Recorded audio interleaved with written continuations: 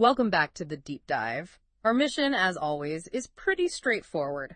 We dig into some key sources, pull out the core ideas, and basically give you what you need to get up to speed quickly. And today, we're diving into something really fundamental. It governs success in, well, pretty much everything: finance, health, personal growth. We're focusing squarely on Darren Hardy's book, The Compound Effect. Right, and our goal here is to sort of shortcut your understanding of this, well, massive truth that's often hiding in plain sight. We want to show you how huge results, building a big company or getting incredibly fit, don't usually come from one big dramatic decision. Exactly. It's almost always the outcome of small, consistent, gradual changes, things you do every day. It really flips the common narrative, doesn't it? Everyone loves the overnight success story, the big breakthrough moment. Yeah, society's a bit obsessed with that. But the compound effect argues it's really about the power in those tiny, continuous decisions. Think less like a lightning strike and more like water carving stone, slow, steady pressure over time. Okay, so let's get into the mechanism here, because this is where it gets interesting.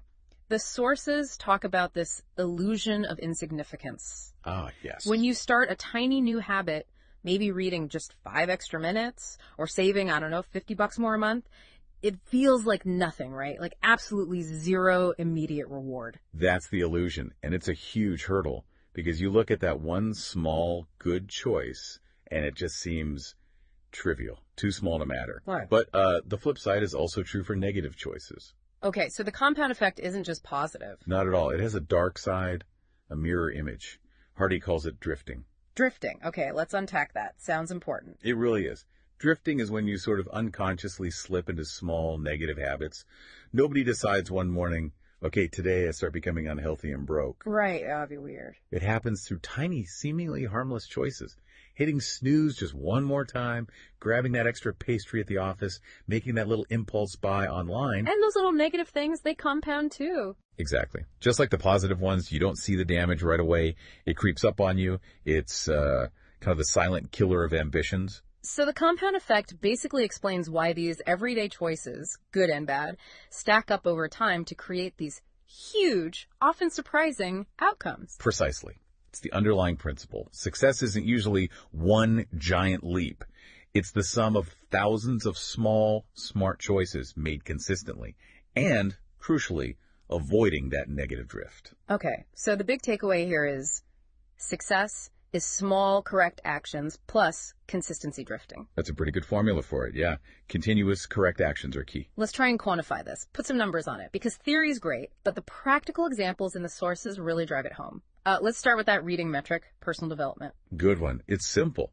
So you commit to just 5 extra minutes of reading or studying a day. Seems like nothing in a 24-hour day, right? No, don't negligible. But stick with that for a year. Those 5 minutes add up to nearly 30 extra hours of focused learning time. 30 hours? Wow. That's not trivial at all. That's like completing a whole mini course or really getting a handle on a new skill. Input, 5 minutes. Output, significant knowledge gain. And you see this multiplier effect even more clearly with money because, well, math gets involved. Yeah. Compound interest. Right. Give us a concrete finance example, something relatable. Okay, let's say you make a conscious choice. Save just $100 more than you usually do each month. Feels small, maybe a minor sacrifice.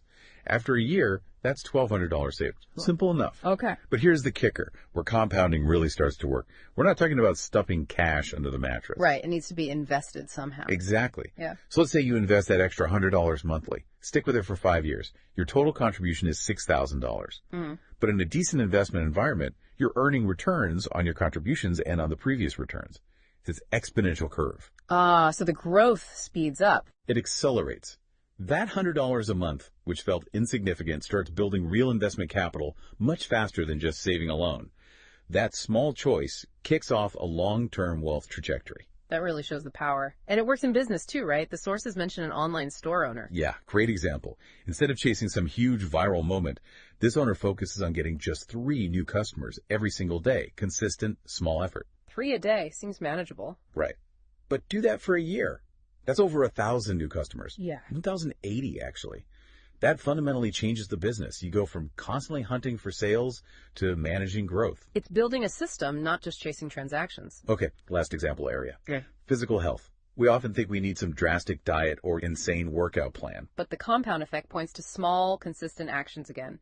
Commit to, say, just 10 minutes of walking or 15 minutes of some kind of exercise daily. At first, you feel zero difference. Zip. Yeah, 15 minutes feels like barely breaking a sweat sometimes. But keep it up for a year. That's over 3,650 minutes, more than 60 hours of physical activity you wouldn't have otherwise. That consistent input leads to noticeable gains in stamina, energy, overall health, built bit by bit. Okay, this is all making sense, but it hinges on one thing, doesn't it? All these examples only work if you actually do them consistently. Right. Which brings us to the engine, consistency and perseverance. Absolutely the bedrock. Hardy hammers this home. Success isn't luck. It's a continuous, deliberate process, making the right choices day after day, even when you don't see results immediately. But that's the hard part, isn't it? The not seeing results bit. Consistency sounds great, but it can feel brutal when you're putting in the effort and nothing seems to be happening for weeks or months. What do the sources say about pushing through that? That's the make or break point for most people. Hardy calls it the plateau of latent potential. It's like, imagine you're pumping an old water well. You pump and pump and pump using energy, getting tired, but no water comes out. You feel like you're wasting your time. Exactly. You're tempted to just quit. But the water is rising up the pipe. You just can't see it yet. That period where you're doing the work, but the results are still hidden, that's the plateau. That's where, honestly, maybe 90% of people give up. Just before the breakthrough. Right when the magic is about to happen, your brain is rewiring, the savings are compounding silently, the muscles are getting stronger, but it's invisible. Success goes to the few who trust the process and keep pumping just a little longer, knowing the results will eventually burst through. That's a really critical insight. It's not about immediate reward. It's faith in the underlying process, like learning a language, maybe. Perfect example. Put in 20 minutes of solid practice every day. The first couple of weeks might feel totally useless, like you're getting nowhere.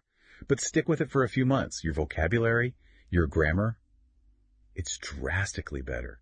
That daily effort prevents backsliding and ensures steady progress. And for a business, that might look like consistently putting out good social media content, even if the likes are low initially. Precisely. That consistent presence builds recognition and trust over time. Traffic grows gradually. It's the accumulation, not necessarily one viral hit, that builds a lasting brand. So if consistency is the engine, what are the gears? The sources talk about habits, right? Habits are the machinery, absolutely. Big changes really come down to altering your habits, building positive ones, and consciously dismantling the negative ones. And the tricky part is, those bad habits often just creep in unconsciously. You didn't actively choose a sedentary lifestyle. It just sort of happened through repeated easy choices. Exactly. Which means building good habits requires conscious effort, deliberate decision-making. You have to actively choose the better path repeatedly until it becomes automatic. Okay, let's look at some practical habit swaps the sources mention. Like with diet, it's not just stop eating junk. Right. You need a replacement. So the conscious decision is, when I feel like snacking, instead of reaching for chips, I will grab an apple or some nuts. Mm-hmm. You actively replace the trigger response loop. Okay, so you're forcing a new pathway. Yes.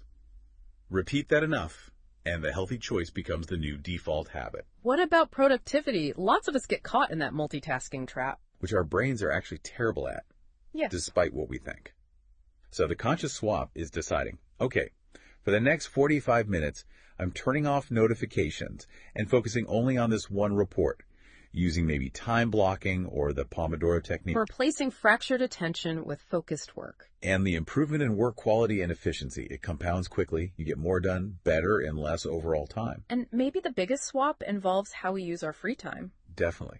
Think about replacing, say, an hour of aimless TV watching or social media scrolling with just 30 minutes dedicated to learning something new, a skill, a language, reading industry articles. 30 minutes doesn't sound like much. Doesn't feel like a huge commitment, right? Yeah. But compound that 30 minutes daily over a year. The accumulated knowledge or skill is massive. It genuinely accelerates your value while others are, well, just consuming passive entertainment. This whole deep dive really hammers home that idea, doesn't it? We're constructing our future with these tiny moment-by-moment decisions. The big success isn't separate from daily life. It is the sum total of those daily efforts, often the ones nobody else sees. And what's really empowering about the compound effect is the control it gives you right now. You don't need some external event or massive windfall to start. Hardy offers that fantastic metric. Just try to be 1% better today than you were yesterday. 1%. That sounds actually doable, even on a rough day. Totally manageable. But here's the math again. Compound that tiny 1% improvement every day for a year. You don't end up just 100% better. You end up, wait for it, 365% better. Wow. Okay, that's staggering. That tiny daily edge completely changes your trajectory over time. It shows you don't need a life overhaul to start winning. You just need to find one small, positive, consistent action and commit to it, especially through that frustrating plateau period we talked about. So that's really the challenge for you, listening right now. Yeah. What's one small, positive choice or habit you can start today? Right after this, maybe.